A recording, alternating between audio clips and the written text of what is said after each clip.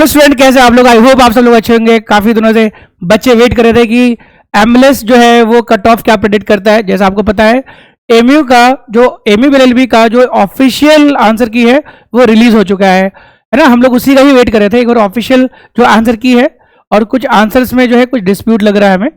Sir वो भी हम लोग डिस्कस कर लेंगे। एनीवे, तो आज हम लोग इस वीडियो के अंदर जो पेपर है बेसिकली एमयू एलएलबी का जो 2026 में हुआ है, बेसिकली जो पेपर है एमयू एलएलबी का जो इस बार हुआ है, उसको हम लोग थोड़ा एनालाइज करेंगे, है ना, टॉपिक वाइज, और समझेंगे कि ईच सेक्शन का जो है ना, जो आपके लेवल है वो क्या है। तो आइए थोड़ा ओवरऑल थोड़ा वेटेज की हम लोग बात कर ले, ओवरऑल लेवल की बात कर ले। जैसे मैथ रीजनिंग के अंदर देखेंगे तो 20 एमसीक्यूज थे, राइट। और फिर इंग्लिश लैंग्वेज की बात करें तो वैसे 40 क्वेश्चन बने थे, बट कुछ लीगल मैगजीन वाला जो पार्ट है उसको हमने लीगल जीके में डाल दिया है। तो ठीक है, तो नंबर यहाँ पे that has been reduce to 36 that way. बाकी लीगल जीके, इसमें करंट अफेयर्स का कुछ वेटेज यहाँ पे देखा गया, ठीक है, और उसका जो वेटेज है यहाँ पे 40। तो यहाँ पे देखा जाए जो हमें लग रहा है मैथ एंड रीजनिंग, वो भी हम लोग थोड़ा समझेंगे इसके ओवरऑल वेटेज के बारे में। और फिर गुफरान सर जो है वो इंग्लिश के बारे में डिस्कस करेंगे, है ना। और जो निशात मैम है वो लीगल जीके और करंट अफेयर्स वाला जो पार्ट है, इंटरनेशनल अफेयर्स वाला जो पार्ट है, वो शहू सर डिस्कस करेंगे कि पेपर कैसा था। तो आइए हम लोग शुरू करते हैं। सबसे पहले मैं इन्वाइट करता हूँ, है ना, निशात मैम को, कि उनको क्या लगा है और है ना लेवल कैसा है, क्वेश्चन किस टाइप के बने हैं, लास्ट ईयर जो पहले जो क्वेश्चन बनते थे वो किस लेवल पे आते थे। ठीक है, तो I am inviting ma'am. Thank you so much sir. अस्सलाम वालेकुम, कैसे हैं आप लोग? और गुड इवनिंग जितने भी स्टूडेंट्स हैं, आई होप आप लोगों का अच्छा हुआ होगा। अगर हम पैटर्न देखें लीगल जीके का या लीगल करंट अफेयर्स का, जो कि एक बहुत बड़ा ये रहा है कि लीगल करंट अफेयर्स बहुत पूछा है, लैंडमार्क जजमेंट्स बहुत आए हैं, रीसेंट जजमेंट बहुत आए हैं, तो क्वेश्चन एमयू का हमेशा से अनप्रडिक्टेबल ही रहा है कि वो हर साल कभी भी पैटर्न अपना चेंज कर देता है। कभी कुछ क्वेश्चंस बिल्कुल ही गायब होते हैं, कुछ नहीं होते हैं। इस बार भी थोड़ा अनप्रेडिक्टेबल था, ठीक है, but unpredictable in the sense था कि पीवाईक्यू से अगर आपने एनालाइज किया होगा तो आपको अनप्रेडिक्टेबल लगा होगा। लेकिन अगर आपने, if you are aware of the things which are going on, ठीक है, जो भी लीगल फील्ड में हो रहा है, तो आप इजीली इसको कर पाए होंगे। तो यहाँ हम देखेंगे कि जो लीगल करंट अफेयर्स पूछा गया था, ठीक है, उसमें 17 एमसीक्यूज थे, जिसमें से 5 रीसेंट जजमेंट से था। 5 रीसेंट जजमेंट हम लोगों ने देखा। लीगल करंट अफेयर्स 5 था, इंटरनेशनल अफेयर्स जो कि चौथ सर डिस्कस करेंगे, लीगल जीके और लीगल मैगजिम की हम बात करें तो आपको इंग्लिश वाले पोर्शन में ही कुछ आपको लीगल मैगजिम देखने को मिला, लीगल टर्म्स मिला, जो कि अराउंड 7 क्वेश्चन थे। लैंडमार्क जजमेंट 3 था। तो ये सारी चीज़ें हम लोगों ने देखा। तो ये आप लोगों को पता चलना चाहिए, ये आप लोग, हम लोग एनालाइज करके यही पता चला कि काफ़ी एक डायनामिक अप्रोच रहा है, काफ़ी एक लीगली ओरिएंटेड और एक होता है लीगली अवेयर क्वेश्चन पूछा गया है कि अगर आप लीगल फील्ड में जाना चाह रहे हैं तो you must be aware of the things which are going on, कि आपको पता होना चाहिए क्या हो रहा है क्या नहीं हो रहा है। जैसे कि हम क्वेश्चन अगर देखते हैं, जैसे कि हम लोग देख रहे हैं क्वेश्चन को हम लोग डिस्कस करते हैं कि कौन कौन से इंपॉर्टेंट। तो अगर हम लीगल मैगजिम वाला पोर्शन देखें तो एब इनिशियो बहुत सिंपल है, बहुत ईजी है, बहुत बार क्लासेस में कराए गए हैं। आपको लीगल मैगजिम का पीडीएफ स्पेसिफिकली दिया गया था, उस पीडीएफ में ये मेंशन होगा। तो ये है आपका लीगल मैगजिम एब इनिशियो। इसके अलावा एक और है आपका लीगल मैगजिम पूछा गया है, जो कि इंग्लिश में है, डी फैक्टो। ठीक है, यहाँ थोड़ा आपको प्रॉब्लम आई होगी कि यहाँ पास क्या होगा, स्पेसिफिक डी फैक्टो होगा। अगर आपको थोड़ा सा भी नॉलेज होगा कि डी फैक्टो किसे कहते हैं, तो ये भी आपको पीडीएफ में हम लोगों ने प्रोवाइड कराया था, क्लासेस में भी ये सारी चीज़ें हुई थी। उसके बाद और हम लोग देखते हैं, जैसे कैपिटल पनिशमेंट की मीनिंग दी गई है, ठीक है, ऑल दो इंग्लिश में भी हो सकता है वो, बट वो एक लीगल टर्म भी है, ठीक है। ये कैपिटल पनिशमेंट आप देख सकते हैं कि कैपिटल पनिशमेंट पूछा गया है। तो ये कैपिटल पनिशमेंट पता होगा, डेथ पेनल्टी को कहते हैं। तो इस तरह के क्वेश्चंस पूछे हैं जो बहुत ही नॉर्मल है, आप डेली बेसिस पर उसको इस्तेमाल कर रहे हैं, वैसे ही क्वेश्चन आपसे पूछे गए हैं। आगे हम लोग चलते हैं। और यहाँ द वर्ड क्रिमिनोलॉजी का मतलब पूछा गया है कि क्रिमिनोलॉजी का मतलब क्या होता है। तो अगर ये एज सच है नहीं कि को बहुत ज़्यादा याद करने की ज़रूरत हो, तो study of crime and criminal के बाद बाकी को आप इजीली एलिमिनेट कर पाएंगे। 39 प्रेजरी, ये भी हम लोगों ने कराया है आप लोगों को लीगल मैगजिम वाले में, पीडीएफ में भी आपको मिला था। ये लीगल मैगजिम में ऑडियो ऑल्टरम पार्टम बहुत कॉमन है, बहुत बार बताया गया है कि ये राइट टू बी हर्ड इसका आंसर होगा। लीगल मैगजिम अगर हम देखें तो ओवरऑल बहुत ईजी आप लोगों से पूछा गया है। यहाँ ये 42 है, रिट ऑफ हेबियस कॉर्पस, ये पॉलिटी से आपका पूछा गया है। एंड अगेन पॉलिटी का भी पोर्शन बहुत ईजी, जिन लोगों ने अगर पॉलिटी पढ़ी होगी वो ईजिली सारे ही क्वेश्चन को कर पाए होंगे कि कहाँ इशू किया जाता है। तो वहाँ जहाँ भी आपको इलीगली डिटेन कर लिया गया है, इलीगली अरेस्ट कर लिया गया है, तो वहाँ pass writ of habeas corpus issue किया जाता है। यस, ये भी वंस अगेन पॉलिटी का ही ये क्वेश्चन है कि अगर आपको रिट को इन्फोर्स कराना है थ्रू सुप्रीम कोर्ट तो आर्टिकल 32, ठीक है। तो ये सारे क्वेश्चन अगर हम पॉलिटी का देखें या लीगल मैगजीन का देखें तो it's very easy, it's quite easy. अब आ जाते हैं, ये क्वेश्चन है question number 46 which is related to Waqf amendment act, जो कि जजमेंट आया था सुप्रीम कोर्ट ने कुछ प्रोविजन को स्टे कर दिया था और कुछ प्रोविजन को कहा था इट्स ओके। तो यहाँ पूछा गया कौन से प्रोविजन को स्टे लगाया गया था। ये क्वेश्चन हम लोगों ने ऑलरेडी डिस्कस किया हुआ है, ठीक है, in the practice format also और in the specific case laws पे भी हम लोगों ने डिस्कस किया था ये किन किन प्रोविजन पर स्टे लगाया गया है। तो वेरी इजी था कि 5 ईयर प्रैक्टिसिंग मुस्लिम वाला जो रिक्वायरमेंट था उस पर हमने स्टे लगा दिया था। क्यों? क्योंकि हमारे पास कोई ऐसा डेटा नहीं है कि हम पता कर पाएँ कि कौन जो है वो प्रैक्टिसिंग मुस्लिम है, 5 साल से प्रैक्टिस कर रहे हैं, 1 साल से प्रैक्टिस कर रहे हैं। It's very difficult to know, इसीलिए सुप्रीम कोर्ट ने इस पर स्टे लगा दिया था। तो ये वाला भी डिस्कस हम लोगों ने अपने क्लास में किया है। इसकी बात करें तो भारतीय न्याय संहिता, ये भी हम लोगों ने अपने क्लासेस में पढ़ाए हैं। तो जो बच्चे हमारे यहाँ एनरोल्ड हैं, ठीक है, उन्हें पता होगा कि मॉब लिंचिंग जो है ये एक नया है, बाकी सारी चीज़ें ऑलरेडी इंक्लूडेड थी। अडल्ट्री को तो हटा ही दिया गया है, सेडिशन को भी हटा दिया गया है, होमोसेक्सुअलिटी को हटा दिया गया। तो इट्स वेरी इजी टू ये कि मॉब लिंचिंग ही होगा। अगर इनकेस बच्चे ने नहीं भी पढ़ा होगा तो होमोसेक्सुअलिटी क्राइम नहीं है, अडल्ट्री क्राइम नहीं है, सेडिशन क्राइम नहीं है, तो क्या बचेगा? न्यू हो जाएगा mob lynching. It's very easy. आगे हम लोग चलते हैं, ये यूजीसी वाला रिलेटेड है। तो यूजीसी से रिलेटेड भी हमने स्पेसिफिकली एक इस पर स्पेसिफिक ओरिएंटेड कि ये यूजीसी वाली क्या चीज़ है, क्यों लाई गई है, क्या इस पर सुप्रीम कोर्ट का क्या ये टेक रहा है। तो इसमें ये लाया इसीलिए गया था कि जो भी डिस्क्रिमिनेशन जो कैंपस में फेस करना पड़ता है स्टूडेंट को कास्ट के बेसिस पर, रिलीजन के बेसिस या और किसी अदर के बेसिस पर, उससे रिलेटेड ये लाया गया था। तो ये हम लोगों ने जब लैंडमार्क जजमेंट और रिसेंट जजमेंट का जब हम लोग सेक्शन करा रहे थे तो उस टाइम पर हम लोगों ने स्टूडेंट को इससे रिलेटेड बताया था। आगे चलते हैं, विच स्टेट, ये इसमें काफ़ी सारे बच्चों को ये रहा कि पहला स्टेट यहाँ पूछा गया है। तो बहुत लोगों को लग रहा था कि 2025 पूछा गया तो शायद गुजरात होगा। तो गुजरात में बता दूं नहीं होगा गुजरात का, क्योंकि इम्प्लीमेंट करने की बात ही स्टार्ट हुई है 2026 में। उसी बात यहाँ पूछ रहा है पहला, फर्स्ट इन इंडिया, तो दैट विल बी उत्तराखंड, क्योंकि फर्स्ट पूछ रहा है तो गुजरात आएगा भी तो वो सेकंड में आएगा, फर्स्ट में तो गुजरात किसी की हालत में नहीं आएगा। तो Uttarakhand will be the correct answer.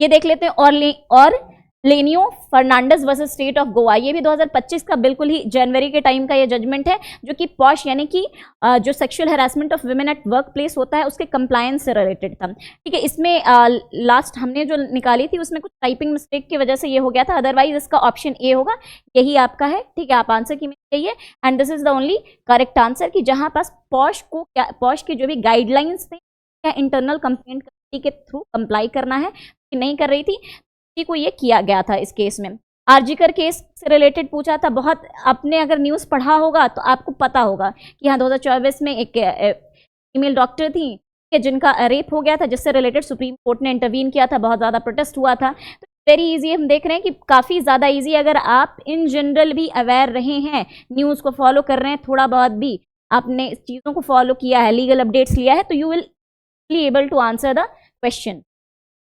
Next, in the context of 2025 president Droupadi Murmu ने एडवाइजरी ओपिनियन लिया था, ठीक है, regarding the governor power to hold bills, किस स्टेट के गवर्नर के बारे में, ये भी हम लोगों ने स्पेसिफिकली बताया है कि ये केस है, इस केस से रिलेटेड हमने फैक्ट्स बताए हैं, उसमें क्या हेल्ड किया है सुप्रीम कोर्ट ने ये भी बताया है, और वो तमिलनाडु का गवर्नर था। ठीक है, तो बहुत ईजी है ये। Current chairman of bar council of India, तो ये है मनन कुमार मिश्रा। ठीक है, इनको 7वीं बार दोबारा से री इलेक्ट किया गया 7th कंसेक्यूटिव टर्म के लिए, तो ये मनन कुमार मिश्रा है। ठीक है, ये आपका हो गया लीगल जीके कह सकते हैं, ये लीगल जीके का आपका पार्ट हो गया। इसके बाद क्या है, लव जिहाद लॉ से रिलेटेड क्वेश्चन आया है, तो ये पूछा गया कि इसका नाम क्या है, एक्चुअली में इसका टाइटल क्या है, तो ये Uttar Pradesh prohibition of unlawful conversion of religion act 2021 है।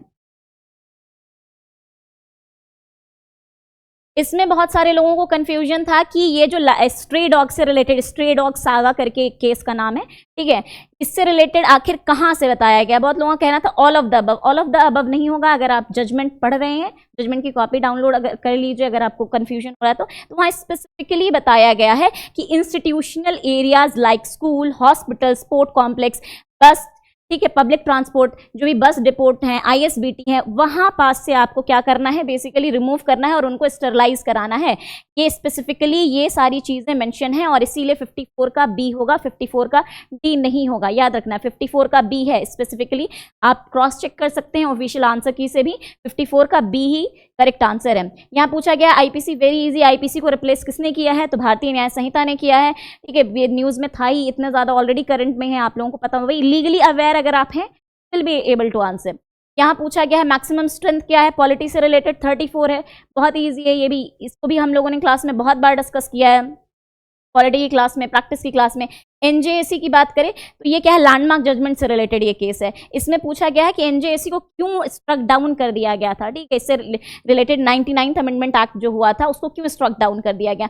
इसमें अगर हम ऑप्शन देखें, बहुत सारे लोगों को लगा कि ऑल ऑफ द अबव होना चाहिए, पर ऑल ऑफ द अबव क्यों होना चाहिए, आप यहाँ देखिए ना, it vested in the CGI too much power, CGI को बहुत ज़्यादा पावर दी गई थी, नहीं दी गई थी। ठीक है, क्योंकि जो भी एक्ट लाया जाता है वो बेसिकली पावर को कर्टेल करने के लिए लाया जाता है, पावर को वो देने के लिए और क्यों लाएंगे। ठीक है, तो सीजीआई को क्या ज़्यादा पावर नहीं दिया गया था, 2/3 स्टेट, तो यहाँ पास ये भी नहीं हुआ था। It violated the basic structure doctrine of judicial independence, judicial independence को ये वायलेट करा था। लैंडमार्क जजमेंट के हम लोगों ने सीरीज में ये एनजेएसी वाला हम लोगों ने कराया है। ठीक है, जो हम लोगों ने लैंडमार्क जजमेंट का सीरीज किया था उसमें एनजेएसी से रिलेटेड 99 कॉन्स्टिट्यूशन कहाँ स्ट्रक डाउन किया गया और क्यों किया गया, तो ये बहुत ही आसान है, इसीलिए किया गया क्योंकि इन्होंने अपनी एक अपॉइंटमेंट कमेटी बनाई थी, उसमें भी मेंबर होता तो वहाँ जुडिशियल इंडिपेंडेंस नहीं हो सकता था। तो ऑल ऑफ द अबव तो बिल्कुल नहीं होगा क्योंकि ये सीजीआई में पावर नहीं दे रहा था, बल्कि ये कॉलेजियम के पावर को कहीं ना कहीं रिस्ट्रिक्ट कर रहा था, तो ये तो होगा नहीं, तो ऑल ऑफ द अबव ऐसे ही नहीं होगा, एलिमिनेट कर लीजिए।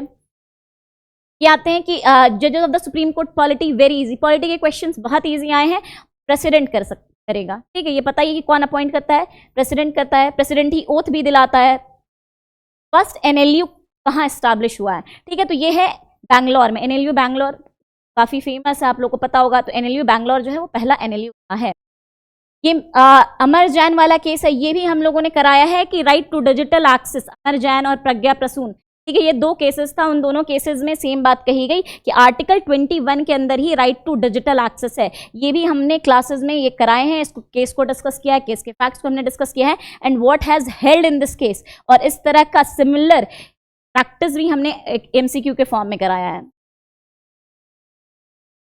ये पूछा है जनवरी 2025 में, एक्चुअली में इट वाज नॉट इन 2025, ठीक है, काफ़ी पहले हुआ था, बट थोड़ा कंफ्यूज करने के लिए ये पूछ दिया है कि सेम सेक्स मैरिज जो लीगलाइज किया गया है साउथ ईस्ट एशिया का कौन सा कंट्री है, तो Thailand was the first country.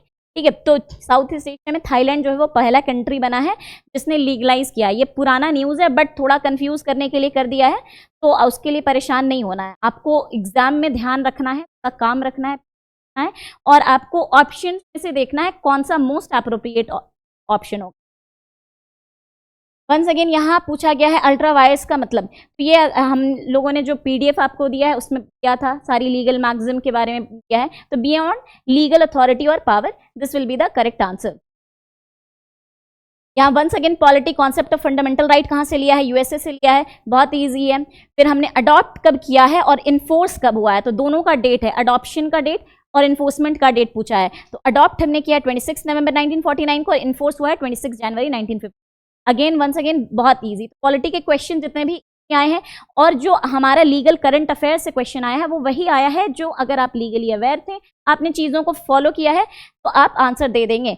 कौन फर्स्ट वुमेन चीफ जस्टिस बनेंगी, तो कौन बनेगी, अगर हम फीमेल की बात करें तो अभी right now currently there is only 1 female जो कि सुप्रीम कोर्ट में जज हैं, तो वही बनेंगी जस्टिस बीवी नागरत्नम। ठीक है, तो बीवी नागरत्ना बन जाएंगी, फातिमा बीवी नहीं बनेंगी क्योंकि वो तो पहली थी, पेला त्रिवेदी रिटायर्ड हैं, हेमा कोहली रिटायर्ड हैं, तो यहाँ से आप आसानी से एलिमिनेट कर पाएंगे। नेल्सन मंडेला रूल, इससे भी रिलेटेड हमने बताया है कि नेल्सन मंडेला जो रूल है वो है with related to treatment of prisoner, कि प्रिजनर राइट से रिलेटेड है कि प्रिजनर्स को के क्या क्या राइट बनते हैं, ये सारे नेल्सन मंडेला रूल 2015 में दिया गया है। प्रिजन स्टैटिक इंडिया 2020 रिपोर्ट जो है ये बताया कि ओपन जेल सबसे ज़्यादा कहाँ है, तो राजस्थान में, पहला ओपन जेल भी राजस्थान में ही बना, तो Rajasthan is the correct option. Who is the longest serving Chief Justice of India in the history of the Supreme Court? Supreme court के ये भी क्वेश्चन हमारा एज इट इज पूछा गया, एज इट इज हम लोगों ने प्रैक्टिस कराया था और ये एज इट इज पूछा गया है, जस्टिस वाई वी चंद्रचूड़। ठीक है, longest serving chief justice of India. ठीक है, मुझे जो सेक्शन जो मैंने एनालाइज किया उससे मुझे ये लग रहा है पर्सनली कि ये जो सेक्शन है लीगल वाला जो भी सेक्शन है तो उसमें मॉडरेट टू टफ ही रहा है, मॉडरेट टू टफ रहा है। बाकी चीज़ें नेक्स्ट ईयर के लिए आप लोग देख लीजिएगा, इसी के अकॉर्डिंग कीजिएगा। और अब मैं इंग्लिश के एनालिसिस के लिए गुरफरान सर को इन्वाइट करना चाहती हूँ। गुरफरान सर आप लोगों को डिस्कस करेंगे और बताएंगे कि उन्हें कैसा लगता है कि इंग्लिश का क्वेश्चन कैसा आया।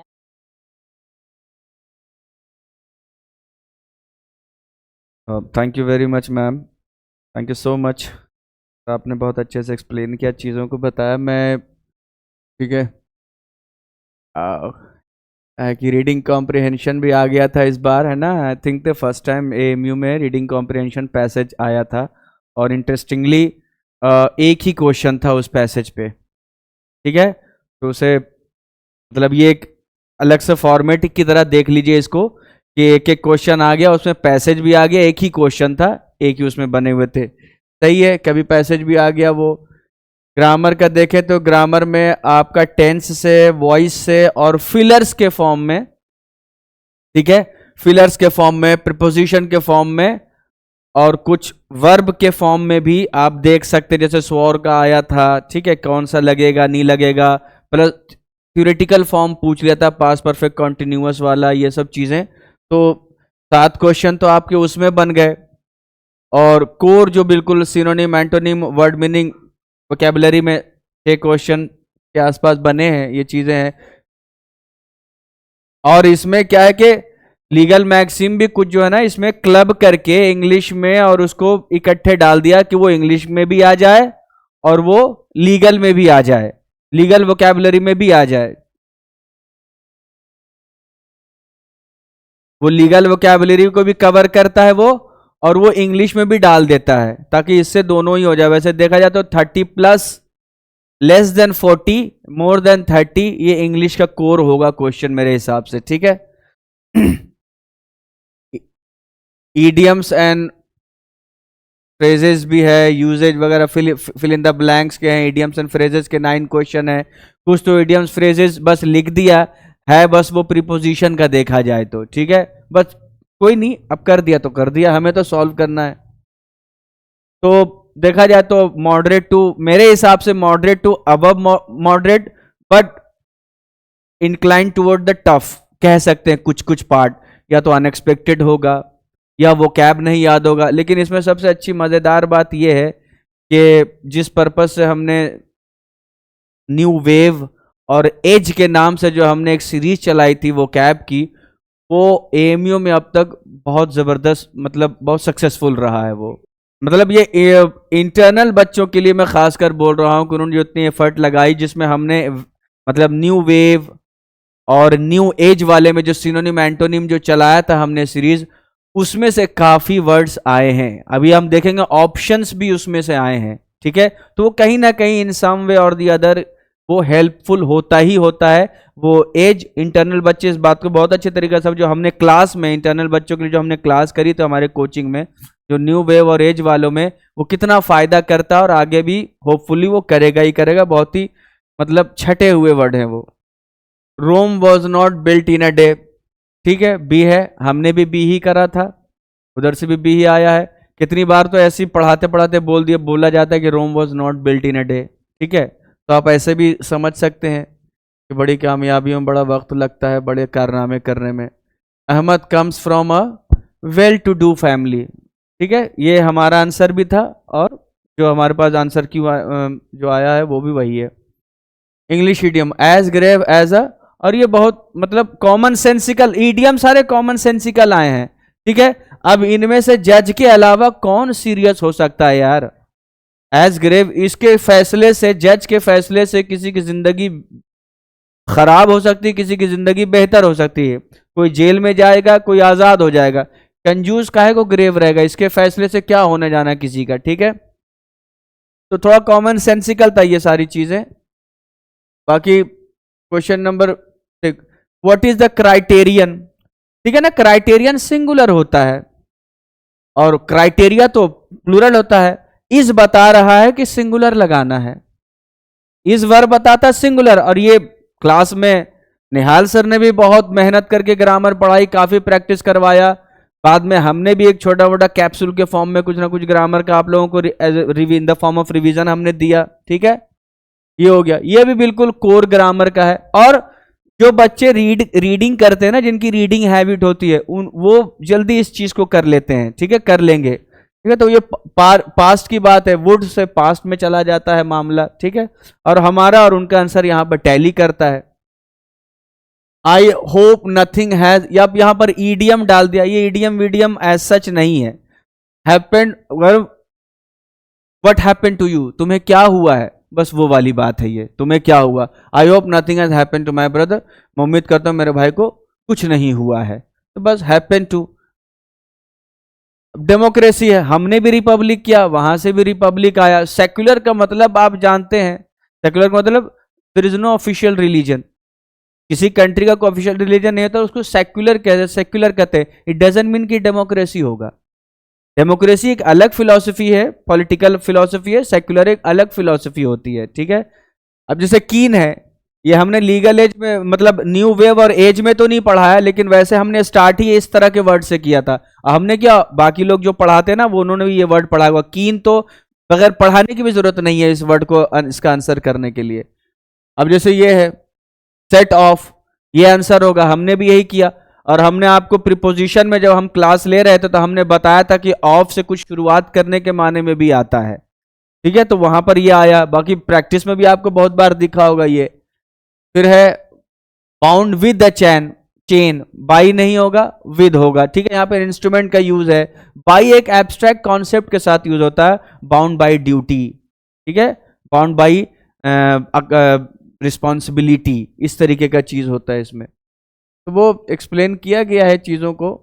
बाकी ये है कि देखो, ये यही पैसेज है मेरे ख्याल से, हाँ ये पैसेज है। इसके जब आप पढ़ेंगे इस पैसेज को तो समझ में आ जाएगा, ये तीन की बातें तो इस पैसेज में हो रही, बी सी डी। यही प्रॉब्लम है, यही सारा मसला है, सारा इश्यूज जो जर्नलिज्म के बारे में आज के जमाने में जर्नलिज्म को लेकर कहा जा रहा है। लेकिन डी ए वाला जो पार्ट है ना, वो सॉल्यूशन बता रहा है, और इस पूरे पैसेज में सॉल्यूशन का जिक्र ही नहीं है, सिर्फ प्रॉब्लम की बात हो रही है इसमें। तो ये पार्ट नहीं है इस चीज का, ट्रू नहीं है इस पैसेज से रिलेटेड। तो यहां तक हमारा आंसर और एमयू का आंसर जो है वो बिल्कुल मैच कर रहा है। अब ये लीगल टर्म आ गया, क्वेल, ये तो हमने एज इट इज क्वेल पढ़ाया था, और इसके तो हमने एज में या वेव में, इन दोनों में से किसी एक में तो 100% आई एम डेड श्योर कि इसमें क्वेल में एक सिनोनिम सप्रेस भी था। वो बहुत ही डिटेल में हमने पढ़ाया था, वो अलग ही फंडा था वो पढ़ाने का। वो बच्चों ने जो पढ़ा ना, वही समझ सकते हैं कि हम क्या पढ़ रहे थे वो, ठीक है। अब वो जो पढ़ाने के पीछे जो अप्रोच था वो इतना इनोवेटिव हो गया था अल्हम्दुलिल्लाह, के वो बस वो सब मिल के सब हम लोगों ने कुछ किया और कुछ हो गया, ठीक है। तो प्रॉम्प्ट, एनकरेज, एजिटेट, ये भी हमने पढ़ाया है ऑप्शन में। ऑप्शन के मतलब भी हमारे बच्चों को याद होगा, आंसर भी हमारे बच्चों को याद होगा, और क्वेल क्या है वो भी हमारे बच्चों को याद होगा, ठीक है। अब ये आपका, ये तो आपका लीगल ईडियम में चला जाएगा वो। ये तो ये कोई नहीं कह सकता, ये मैंने मॉक में भी दिया है, ये मैंने मॉक में एक बार नहीं, मुझे लगता है कई बार मैंने मॉक में दिया चेक करने के लिए कि देखूं याद है या नहीं है, ये भी हवा में चल रहे हैं। फिर इतने सारे ईडियम दिए होंगे, 100% उसमें होगा। मॉक में तो मुझे 100% याद है, ये तो मैंने दिया है, ठीक है। और फिर हमने वो टॉप 100 ईडियम्स फ्रेजेस जो यूट्यूब पे भी करवाए हैं, उसमें भी है ये, ठीक है। तो ये तो कई जगह से आया है। तो चलिए, ये भी यहां तक हमारा आंसर उनका आंसर बिल्कुल मैच करता है। यहां पे हमारा आंसर और उनका आंसर मैच नहीं करता, ठीक है। हैंगिंग फायर, इसमें देखो मैं बी के साथ जाऊंगा, ठीक है। सी के साथ, डी के साथ मैं नहीं जाऊंगा, मेरा अपना टेक है इस पे, और एमयू का अपना टेक है, क्योंकि hearing of his case has been going on slowly. अब जैसे जब ये आ जाता है तो ये भी ठीक लगने लगता है, ये भी ठीक लगने लगता है। तो मेरा ये कॉन्सेप्ट था कि इसकी जो केस की जो सुनवाई है ना, वो बिल्कुल डिले हो रही है। तो ये भी फिट बैठता अगर कोई ये समझे कि केस की जो सुनवाई है वो बहुत धीरे धीरे चल रही है। तो दोनों कहीं ना कहीं अपनी जगह लग जाते हैं, और ये एक कॉन्सेप्चुअल कॉन्फ्लिक्ट कह लीजिए इस बात को, तो हम उसमें नहीं जाते, ठीक है। बाकी इसको रहने देते हैं एज इट। मैं फिर भी, मेरा बी पे था, अभी भी बी पे है मेरा, तो हम उस पर कर लेते हैं, ठीक है। अब ये एक वो भी एक केस है, प्रेजेंट परफेक्ट कॉन्टिन्यूअस का भी केस बन सकता है, तो उस केस में डी वाले ऑप्शन का केस स्ट्रांग हो जाता है। अगर present perfect, to be very honest, ठीक है, अगर प्रेजेंट परफेक्ट कंटिन्यूअस का यहां पर एक सेंस बनता है, चूंकि for the last many months ये चीजें आकर इसको थोड़ा सा रीइंफोर्स कर रहा है अपने स्टेटमेंट को, तो डी का भी केस यहां पर बहुत स्ट्रांग बनता है। ठीक है, तो चलिए ठीक है, इस पर बहुत ज्यादा हम ये नहीं करते। Big draw, huge attraction, big draw भी मैंने करवाया है।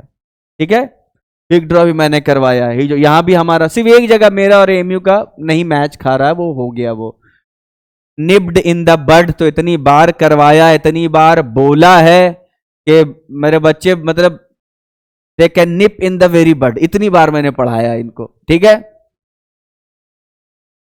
यूजर्प, ये न्यू एज का कह लीजिए, वेव का कह लीजिए, या मॉक में ले लीजिए, या वैसे ले लीजिए जो सिनोनिम दिया है वैसे, हर जगह ये आपको मिलेगा। ठीक है, ये हर जगह यूजर्प मिलेगा आपको, टेक ओवर। ठीक है,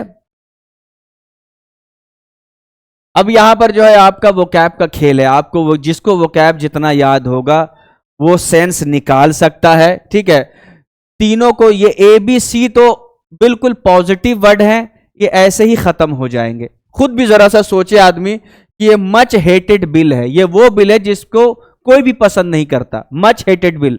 तो ये कोई इंथुसियाज्म तो नहीं पैदा कर देगा लोगों में, जोश तो नहीं पैदा कर देगा, क्यूरियोसिटी तो नहीं पैदा कर देगा, एडोरेशन तो नहीं पैदा कर देगा, जो भी डिसकंटेंट पैदा करेगा, बेचैनी पैदा करेगा। ऑलरेडी इस बिल से नफरत है सबको, a wave of public discontent. ठीक है, and could not be abetted, अब ये कम नहीं होगा। गवर्नमेंट ने लाख रिलैक्सेशन अनाउंस कर दिया है, लेकिन तकलीफ लोगों की इंटेंसिटी जो डिसकंटेंट, जो बेचैनी बढ़ी है, वो कम नहीं होने की।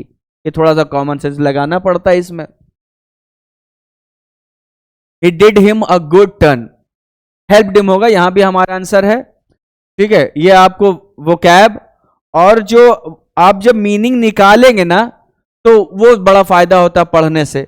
तो यहां भी हमारा और एमयू का मैच करता है। इनहैंस और आइडेंटिफाई हमें अच्छा लग रहा था, ये तो हमने पढ़ाया है।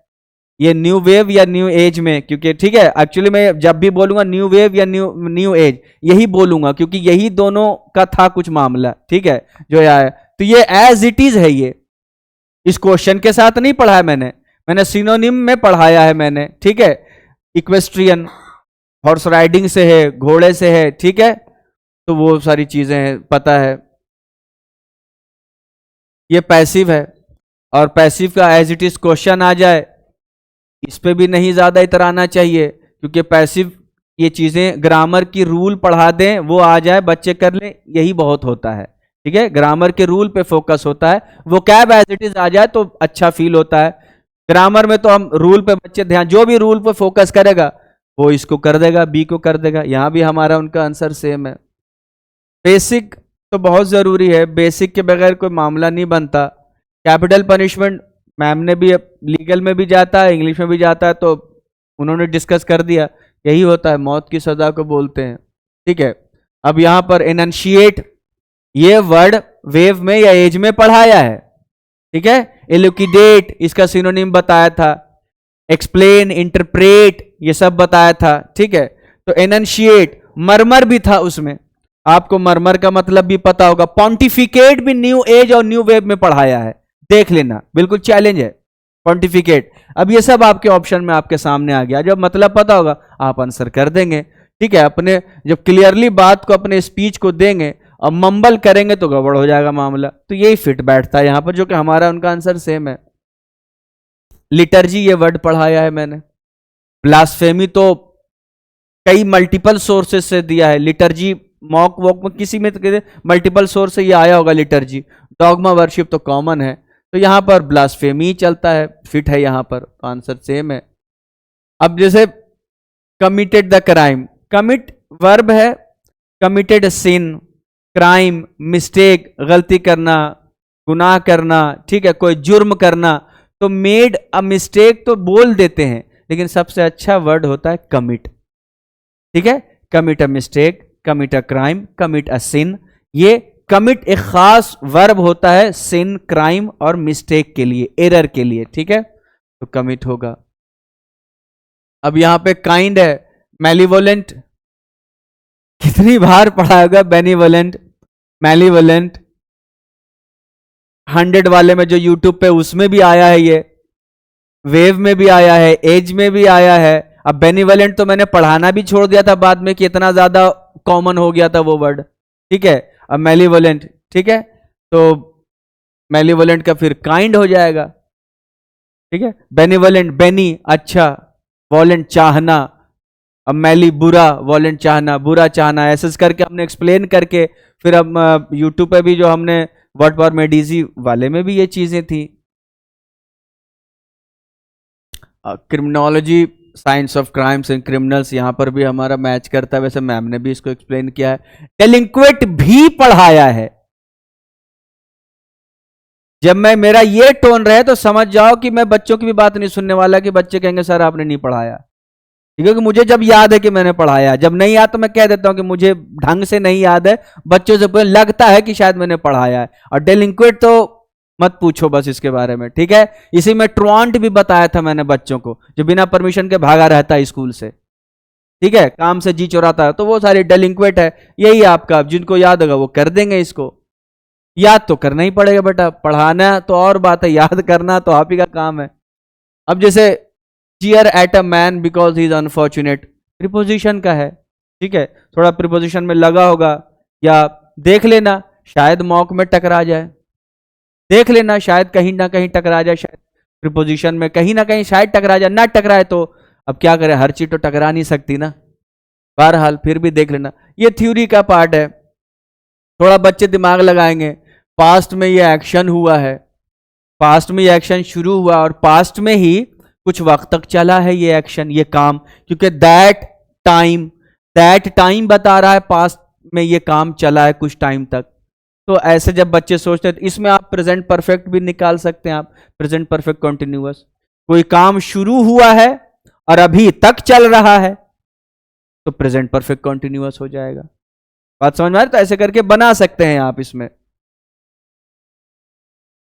ये कंज्यूमर प्रोड्यूसर, बस ये थोड़ा सा सोचिएगा। तो कंज्यूमर एक अलग एंड है, जो मैन्युफैक्चरिंग, जो एक साइकिल जो होती है, एक जो लाइन होती है, तो कंज्यूमर एक अलग एंड पे है, प्रोड्यूसर एक अलग एंड पे होता है, उस बीच में सारे होते हैं, ठीक है। तो इसका प्रोड्यूसर है, यहां पर भी हम और वो सेम है। अब ये विद है, फैमिलियर विद, ये तो फिक्स प्रीपोजिशन भी दिया है, पढ़ाया भी है, प्रीपोजिशन में ये पढ़ाया भी है। फैमिलियर विद बाकायदा लिखा हुआ है, एक्वांटेड विद सब लिखा हुआ है वो सब, ठीक है। तो मुझे लगता है 80% तो देखा जाए तो सब पढ़ाया हुआ आया है, ठीक है, रफली speaking. Nobody knows what will happen next, ठीक है, ये भी बहुत कॉमन है, कहीं ना कहीं बच्चे थोड़ा बहुत जाएंगे तो मिलेगा, कुछ ना कुछ मिलेगा इसको रिलेटेड, ठीक है। कोई नहीं जानता क्या होगा आगे, कोई नहीं, नोबडी विल नो, ऐसे नहीं होता। दो सिंपल फ्यूचर में एक साथ सेंटेंस नहीं हो सकता, ये भी एक थोड़ा सा रूल होता है, ठीक है। पहला इंडेफिनिट में रखो, फिर अगला सिंपल प्रेजेंट में, फिर अगला फ्यूचर में रखो, दोनों सेम फ्यूचर टेंस में मत रखो, ये भी एक कायदा होता है चीजों का। पिल्फरिंग पढ़ाया है, पर्जरी भी पढ़ाया है, शिकेनरी भी पढ़ाया, नहीं आया, शिकेनरी भी पढ़ाया, पर्जरी, यूजरी भी पढ़ाया है, जो सूद लेता, सूद पे जो लोन देता है, ये पढ़ाया है मैंने। पिल्फरिंग छोटी मोटी चोरी बताया है मैंने, ठीक है। पोचिंग, इलीगल हंटिंग पता नहीं, देखना पड़ेगा। सॉर्डिड ये आया है, ये पढ़ाया है मैंने, सॉर्डिड तो मैंने पढ़ाया है, ठीक है, वेव एज में पढ़ाया है। क्राई वॉल्फ, ये तो ये ईडियम 500 में देख लेना, टॉप 100 में देख लेना, और तुम मॉक देख लेना, ठीक है। कई बार मैंने बताया कि भेड़िया है, भेड़िया है, भेड़िया है, वही वाला है ये भेड़िया, किराया, ठीक है। फॉल्स अलार्म, सिंपल सी बात है।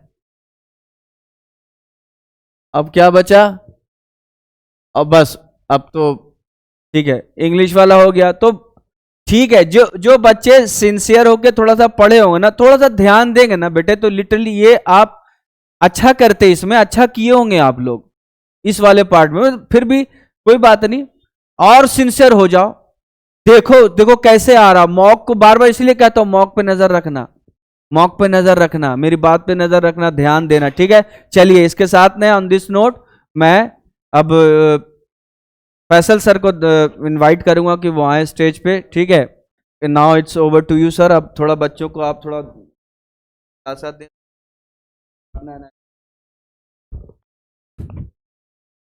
हेलो एवरीवन, आइए हम लोग थोड़ा सा देखते हैं। अभी ना मतलब बच्चे ये कह रहे थे पेपर का लेवल क्या है, थोड़ा सा हमें देखना पड़ेगा। मैं थोड़ा सा आप लोग को एक्सप्लेन कर दूं, है ना। पेपर के लेवल की बात करें, इंग्लिश की बात कही सर ने, मॉडरेट टू टफ बताया है गुफरान सर ने। बट उसके बाद बेटा हम लोग बात करें, है ना, लीगल जीके की बात करें। लीगल जीके में मैम ने भी काफ़ी कुछ आपको समझा दिया, राइट। अब मैं जो आपको डिस्कस करूंगा वो डिस्कस करने जा रहा हूँ मैं, दैट इज अ मैथ्स और रीजनिंग वाला जो पार्ट है, राइट, है ना। क्योंकि देखो हुआ क्या बेसिकली, आप देखोगे जैसे गुफरान सर ने बोला 80% पार्ट जो है जो उन्होंने पढ़ाया उसी में से आया, मॉक्स में से आया। फिर हम बात करें मैम की बात करें तो लीगल मैगजीन एक भी क्वेश्चन ऐसा नहीं है जो हमारे मॉक्स से हट कर, मतलब हमारे साथ जितने भी लीगल मैगजीन है नोट्स, मतलब हमारे मॉक्स में तो थे ही थे, साथ में जो नोट्स मैम ने दिया है उसमें ही था। रिसेंट जजमेंट जितने भी थे सब आपको वही भी मिलेगा, सारे नोट्स में मिलेगा। पॉलिटी का जो क्वेश्चन था उसका तो बेटा लेवल ही बहुत ज़्यादा ही लो था, हाई लेवल ऑफ क्वेश्चन बने ही नहीं। और हम लोग ने पॉलिटी तो बहुत ज़्यादा डेप्थ में पढ़ाई है बच्चों को, ठीक है। खैर एनीवे, तो आप देखेंगे लीगल जीके का पार्ट जो है बेसिकली, है ना, मोर और लेस जो है, अगर आप लीगल जीके की बात करेंगे तो है ना सब कुछ एवरीथिंग आप देखोगे तो हमारे मॉक्स नोट्स जो भी क्लास में पढ़ाया गया उसी में से आया। हम एक डेडिकेटेड सेशन भी लेकर के आएंगे। खैर एनीवे, बस आपको हम लोग बताते चले। हम लोग बात करते हैं 2025 की, जो मैथ्स एंड रीजनिंग का जो पेपर आया था ME-BLLB का, है ना, 2025 में, उसके अंदर मैथ्स का वेटेज बढ़ गया था। और कहीं ना कहीं मैंने बच्चों को एडवाइस भी किया था, ऐसा फिक्स नहीं है ना कि सिर्फ मैथ्स ही आएगा। बट आप यहाँ पे देखोगे मैथ्स का सिर्फ एक क्वेश्चन आया परसेंटेज का, बाकी 20 में से 19 क्वेश्चन जो है रीजनिंग का। कई बच्चे परेशान हो रहे थे, है ना, मैथ्स को लेकर के, ये कर लो वो कर लो।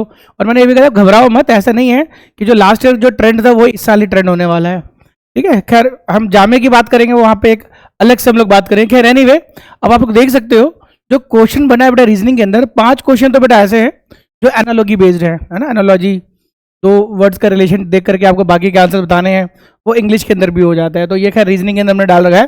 प्लस ब्लड रिलेशन का जो क्वेश्चन बना था पॉइंटिंग वाला, मतलब कितनी बार हमने कवर करवाया है, ठीक है। एग्जैक्ट क्वेश्चन भी मैं आपको दिखाऊंगा। खैर एनीवे ना, एज इट इज आया, कितनी प्रैक्टिस करवाई है पॉइंटिंग वाली। आपको बच्चों को बोला भी था कि ब्लड रिलेशन में जो क्वेश्चन आएगा वो पॉइंटिंग वाला ही ज्यादा इंपॉर्टेंट होता है, वही हुआ यहाँ पे। फिर रैंकिंग वाले क्वेश्चन कितनी बार करवाए, यूट्यूब पे भी करवाए, क्लास के अंदर DPP के थ्रू। तो आई डोंट थिंक, फिर डायरेक्शन सेंस लास्ट टाइम में इस पर काफी ज्यादा हमने बच्चों को प्रैक्टिस भी करवाया, क्लासेस डेडिकेटेड सेशंस लिए हैं इसके ऊपर। पजल वाला क्वेश्चन ऐसा हमने करवाया भी था, PYQ में भी डिस्कस किया। उसके अलावा क्लास में हमने कई बार बेटा टाइमिंग वाले क्वेश्चन को डिस्कस किया है।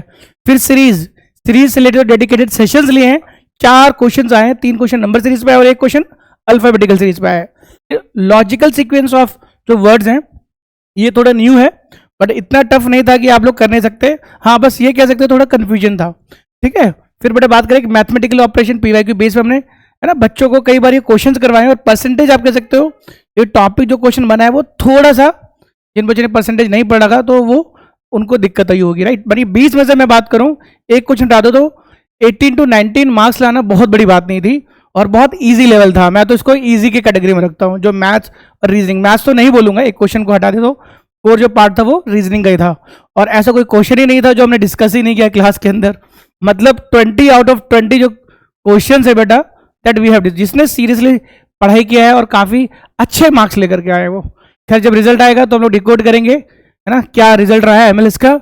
एनीवे थोड़ा सा बेटा आगे हम लोग बढ़ते हैं। अच्छा आगे बढ़ते हैं, आगे बढ़ने से पहले आपको इतनी सी बात बता दें कि MU का एग्जाम हो गया, कुछ बच्चों का एग्जाम काफी अच्छा गया है, कुछ बच्चे टेंशन में होंगे, जो भी रीजन रहे। ये तो अब आपको एक लास्ट चांस है जामे के लिए, 30 डेज का टाइम बचा है। तो अगर अभी भी आपने कोई बैच अभी लिया नहीं है तो अगर आप इंटेंस प्रैक्टिस करना चाहते हैं, क्योंकि ये जो बैच हमने जो लॉन्च किया है 30 डेज का, इसमें थ्योरी की क्लासेस तो हम लोग दे ही दे रहे हैं, उसके अलावा आपको जो है practice session, dedicated practice session मिल रहा है। करंट अफेयर्स के लिए जो है डेडिकेटेड सेशंस लेकर के आ रहे हैं, ठीक है ना, अपार्ट फ्रॉम जो रेगुलर क्लासेस होती है उसके अलावा अलग अलग एरियाज, अलग अलग जो टॉपिक्स है, अलग करंट अफेयर्स के अलावा स्टैटिक जीके है, लीगल है, सब पे बेटा डेडिकेटेड प्रैक्टिस सेशंस, DPP, ये सारी चीजें प्रोवाइड की जा रही है। प्लस साथ में 20 फुल लेंथ मॉक टेस्ट है, 300 सेक्शनल टेस्ट है और प्रैक्टिस सेशन के अलावा DPP तो मिल ही रहा है। और साथ में बहुत एक अच्छा आपके पास एक ऑफर ये है कि ये बैच सिर्फ 299 मिल रहा है, तो शायद ही कोई आपको दे भी पाएगा। ठीक है, तो अगर आपने ये बैच ज्वाइन नहीं किया है तो ये वीडियो आप देख करके, ये जो ऑफर है बस आज ही तक के लिए वैलिड है, दैट इज 28 अप्रैल। इसके बाद आओगे तो मे बी बेटा इसका प्राइस जो है वो चेंज हो जाएगा, मतलब 90% से बढ़ करके 100% हो जाएगा। 299 का जो बैच है 3000 हो जाएगा। तो आप लोग जल्दी एक्ट करें और इस नंबर पे फटाफट जो है व्हाट्सअप करें, ठीक है। अब मैं इनवाइट करना चाहूँगा शहूद सर को, और वो बताएंगे जो इंटरनेशनल अफेयर है और जो स्टैटिक जीके है वो कैसा है, और कट ऑफ के बारे में थोड़ा वो डिस्कस करेंगे। Thank you Faisal sir. अस्सलाम वालेकुम, good evening everyone. I hope आप लोग अच्छे होंगे।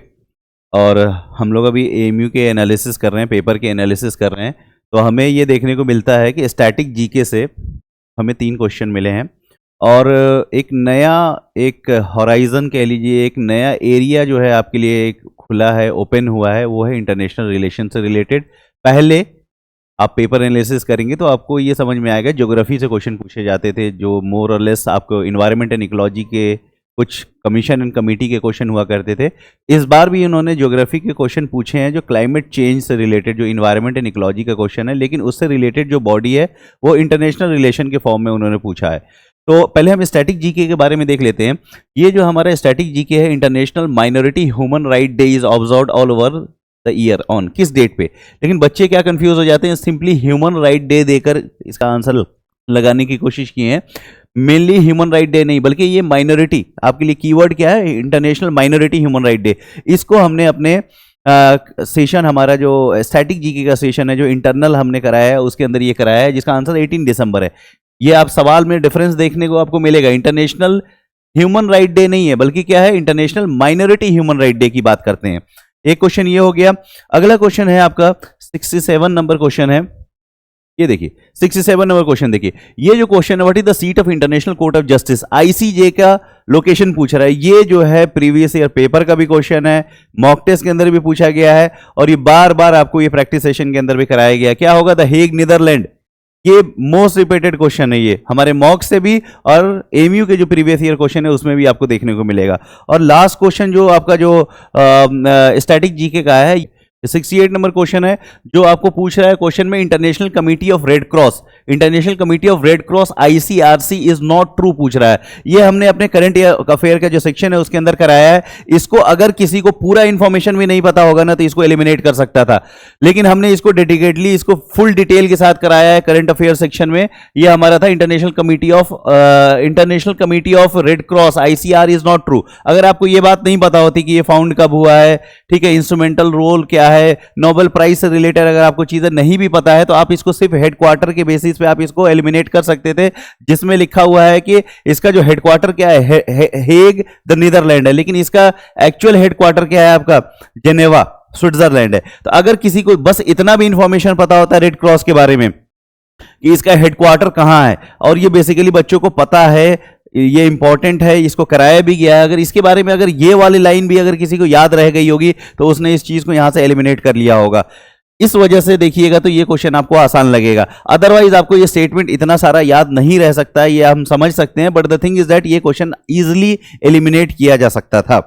ठीक है, ये हमारा क्वेश्चन था स्टैटिक जीके का। स्टैटिक जीके को आप थोड़ा सा देखेंगे तो थोड़ा सा इसना अपना जो है एरिया को थोड़ा सा इवॉल्व करने की कोशिश करिए। लेकिन अगला जो चैप्टर है वो है आपका क्या, इंटरनेशनल रिलेशन से रिलेटेड है। तो इंटरनेशनल रिलेशन से रिलेटेड आप जब देखेंगे तो ये सारे टॉपिक जो मैं आपको बताने जा रहा हूं वो बहुत ज्यादा इंपॉर्टेंट था। ये मैंने कई बार अपने इंटरनल सेशंस के अंदर बताया था आपको कि Israel is important, Iran is important, Venezuela is important. ये मैंने कई बार इंटरनल सेशन में आप लोग को बताया है कि इस पे फोकस रखना है, क्योंकि एग्जामिनेशन में पूछेगा।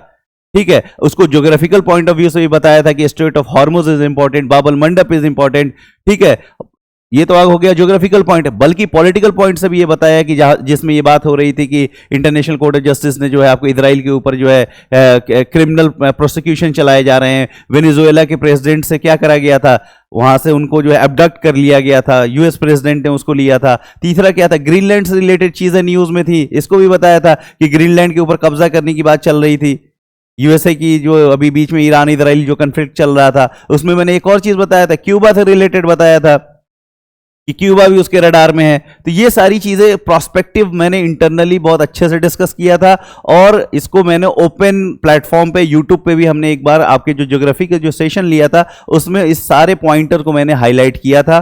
तो आप ये क्वेश्चन यहाँ देखिएगा, आपको जो मिलेगा यहाँ क्वेश्चन जो है 61 से लेके जो क्वेश्चंस आपको जो मिलेंगे वो प्योरली आपके इंटरनेशनल रिलेशन से रिलेटेड है। तो इंटरनेशनल रिलेशन से रिलेटेड जो क्वेश्चन है, ठीक है, इंटरनेशनल रिलेशन से रिलेटेड ये क्वेश्चन देखिएगा, ये जो है इंटरनेशनल कोर्ट ऑफ जस्टिस से रिलेटेड एक केस है जिसमें ये कहा गया है कि म्यांमार में जो जेनोसाइड हो रहा है, ठीक है, म्यांमार के अंदर जो जेनोसाइड हो रहा था against Rohingya minorities, Rohingya Muslims की बात कर रहे हैं, ये किस कंट्री ने इसके लिए केस फाइल किया था इंटरनेशनल कोर्ट ऑफ जस्टिस में? तो इसका आंसर क्या है? गैम्बिया है, ठीक है। और ये कहां पे है? वेस्ट अफ्रीका में पड़ता है आपका, ठीक है। ये जो है ज्योग्राफिकली भी इंपॉर्टेंट है। अगला अगर कोई और एग्जाम अगर आपको देना है, अगर जामिया का पेपर देना है, तो आप इस चीज को समझ सकते हैं कि क्वेश्चन पूछे कैसे जाते हैं। जो सवाल इंटरनेशनल कोर्ट ऑफ जस्टिस का है उसका जो जवाब है वो अगले क्वेश्चन में ज्योग्राफी का क्वेश्चन हो जाता है, उसके अगले क्वेश्चन में वो पॉलिटी का क्वेश्चन हो जाता है। तो जो टॉपिक है ना वो सेम रहता है, सवाल बदलते रहते हैं, कभी पॉलिटिकल एस्पेक्टिव में पूछेगा, कभी जो है हिस्टोरिकल एस्पेक्टिव में पूछेगा, कभी जो है आपको जो है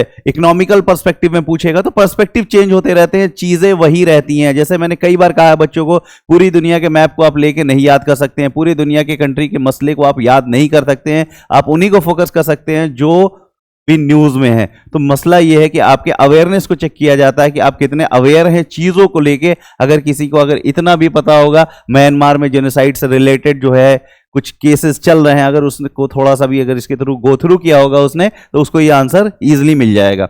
अगला देखिएगा, what is the legal status of Greenland? क्या जरूरत पड़ गई इनको ग्रीनलैंड के स्टेटस जानने की? आप ही बताइए। कहा था यूएस वाला मसला चल रहा था, ग्रीनलैंड के ऊपर क्या हो रहे थे? कब्जे करने की बात कर रहे थे ना, हो रहा था ना ऐसा कुछ मसला, तो उससे रिलेटेड है। तो अब उसने उसका लीगल स्टेटस पूछ लिया। जब किसी चीज के कब्जा करने की बात करेंगे तो आपको एक मन में क्या सवाल आएगा, क्या वो उसका है या नहीं है? क्या ये ओपन टेरिटरी है, कोई भी जाके उस पर कब्जा कर सकता है? तो इसका आंसर क्या हो जाएगा? सी।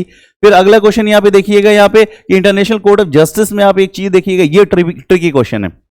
ये जो है क्या है, ये ट्रिकी क्वेश्चन है। इस एरिया में इवॉल्व करने की कोशिश कर रहे हैं इंटरनेशनल कोर्ट ऑफ जस्टिस में। पहले सिर्फ हेडक्वार्टर वगैरह पूछ के रह जाते थे, अब इंटरनेशनल कोर्ट ऑफ जस्टिस और इंटरनेशनल रिलेशन आपका एक नया एरिया इवॉल्व होकर आया है एमयू के एग्जामिनेशन में, जिसमें आप देखेंगे इसमें क्लाइमेट चेंज ज्योग्राफी में पूछते थे पहले। ज्योग्राफी में आपको लास्ट ईयर देखे एमओएफ ट्रिपल सी के ऊपर क्वेश्चन पूछे हुआ है। इस बार देखिए क्लाइमेट चेंज का पार्ट है, लेकिन मसला ये कि क्वेश्चन को चेंज कर दिया गया। इंटरनेशनल कोर्ट ऑफ जस्टिस में जो क्लाइमेट चेंज के ऊपर जो केसेस आए हैं, उस केस को लेके जो इनिशिएटिव लेकर आए थे वैनुअटू, ठीक है, इस कंट्री ने लेकर आया। तो मसला ये है कि देखिए आपको क्या मसला है कि अगर आपको ज्योग्राफी पढ़नी है, अगर इन्वायरमेंट एंड इकोलॉजी पढ़ना है, तो मसला है कि मैंने क्या बताया था आपको सेशन में, इंटरनेशनल भी देखना है, नेशनल भी देना है। ये थोड़ा सा जो है इस एरिया का जो है सबसे टफेस्ट क्वेश्चन माना जाएगा, क्योंकि क्लाइमेट चेंज ऑब्वियस सी बात है, एज ए लीगल स्टूडेंट आप आईसीजे की जजमेंट को पढ़ेंगे तो ऑब्वियस सी बात है आप किसको देखेंगे, लीगल चीजों को देखेंगे। उसमें क्लाइमेट वाली चीज को आप क्या करेंगे, फॉरगो करने की कोशिश करते हैं जनरली, क्योंकि सारी चीजें हम नहीं पढ़ सकते हैं।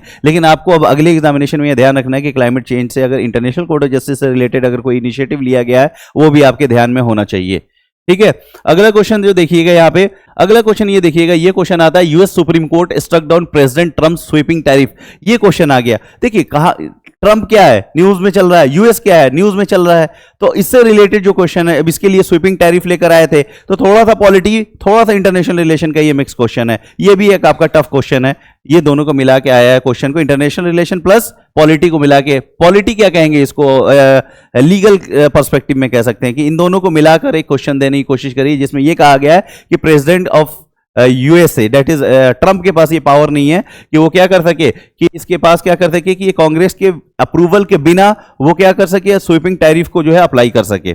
अगली चीज देखिएगा, ये देखिए इजराइल आ रहा है ना, इजराइल में क्या था, इंटरनेशनल कोर्ट ऑफ जस्टिस ने अरेस्ट वारंट इशू किया था प्राइम मिनिस्टर नेतन्याहू के नाम पे। क्यों? ताकि इसने वॉर क्राइम करा है। वॉर क्राइम क्या कर रहा है, war crimes and war against humanity, ये जो जेनोसाइड चल रहा है उसके खिलाफ इसके लिए क्या है, अरेस्ट वारंट निकला हुआ है, इसलिए इंपॉर्टेंट है इजराइल, ठीक है। अब अगला देखो यहाँ पे, ये तो आईसीजे का आपको पता ही है कि इंटरनेशनल कोर्ट ऑफ जस्टिस में आपके जो है क्या होते हैं, इसका जो है आपको इसका हेडक्वार्टर मिलता है। तो मसला ये है कि आपको ये चीज समझना पड़ेगा कि अब जो है एएमयू के अंदर ज्योग्राफी के क्वेश्चन जो पहले आते थे स्टैटिक, और इन्वायरमेंट एंड इकोलॉजी के स्टैटिक क्वेश्चन आते थे। अब ऐसा नहीं है कि उसको छोड़ देना है, उसके साथ साथ आपका अपना जो जो क्या कहते हैं अपने जो पर्सपेक्टिव को अपने अपने एरिया को बढ़ाने की जरूरत है, कि आपको थोड़ा सा और एफर्ट करने की जरूरत है। आपको इंटरनेशनल कोर्ट ऑफ जस्टिस के क्लाइमेट से रिलेटेड चीज़ों को देखने की जरूरत है। इंटरनेशनल कोर्ट ऑफ जस्टिस में आप जो इंटरनेशनल रिलेशन से रिलेटेड जो केसेस चल रहे हैं, जेनोसाइड से रिलेटेड, माइनॉरिटी से रिलेटेड जो भी न्यूज़, जो इंटरनेशनल न्यूज़ चल रहा है, उसको इसकी भी जानकारी होनी चाहिए। और जो एरिया कन्फ्लिक्ट में चल रहा है, जहाँ पे वॉर चल रहा है, जैसे कि Russia Ukraine war, Israel Iran war, है ना, यमन की बात करते हैं, हुतीज की बात करते हैं, बाबल मंडप की बात करते हैं, स्टेट ऑफ हॉर्मुज की बात करते हैं, खर्ग आइलैंड की बात करते हैं। ये सारी चीजें अभी भी इंपॉर्टेंट है अगले जो भी आपके एग्जामिनेशन आने वाले हैं। ठीक है, कुछ क्वेश्चन यहां आ गए, कुछ क्वेश्चन अगले एग्जामिनेशन में आपको देखने मिलेंगे। ठीक है, तो अब आपको जो है ये दोनों चीजें आपको बता दी गई है, और हमारा ये टेक ये है कि ये क्वेश्चन आपका मॉडरेट से लेके टफ की तरफ मूव करेगा। ठीक है, जिसको नहीं पता होगा, जिसने इस हॉराइजन को नहीं टच किया होगा, ऑब्वियस सी बात है उसके लिए बहुत टफ लग रहा होगा। और जिन लोगों ने पढ़ा है, चीज़ों को किया है, इंटरनली जो चीज़ें बताई गई उसको फॉलो अप लिया है, उसको समझा है, करा है, उनके लिए ये चीज़ मॉडरेट लगी होंगी। ठीक है, थोड़ा सा एफर्ट लगाने की जरूरत थी, ऐसा नहीं है कि इतना ही ईजी था, थोड़ा सा एफर्ट लगाने की जरूरत पड़ी है, थोड़ी सी लॉजिकली चीज़ों को सोचने की जरूरत थी, तो चीज़ें आपके लिए आसान हो गई। ठीक है, अब हम लोग जो है कट ऑफ के बारे में बात कर लेते हैं, जो सबसे मोस्ट अवेटेड सेक्शन है, जिसका हम इंतजार कर रहे थे। तो कट ऑफ को लेके चीज़ों को बहुत ज़्यादा एग्जैगरेट किया जा रहा है, चीज़ों को बढ़ा चढ़ा के बताया जा रहा है कि क्वेश्चन बहुत ज़्यादा आसान है।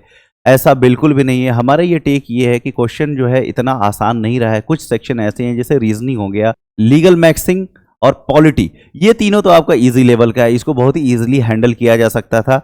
जो आपको क्लासेस में कराया गया है, जो PYQs थे, उसके एनालिसिस आप देखेंगे, उस एनालिसिस के अकॉर्डिंग आप देखेंगे वो बहुत ज़्यादा टफ नहीं था, वो इजी के फॉर्मेट में जा रहा है।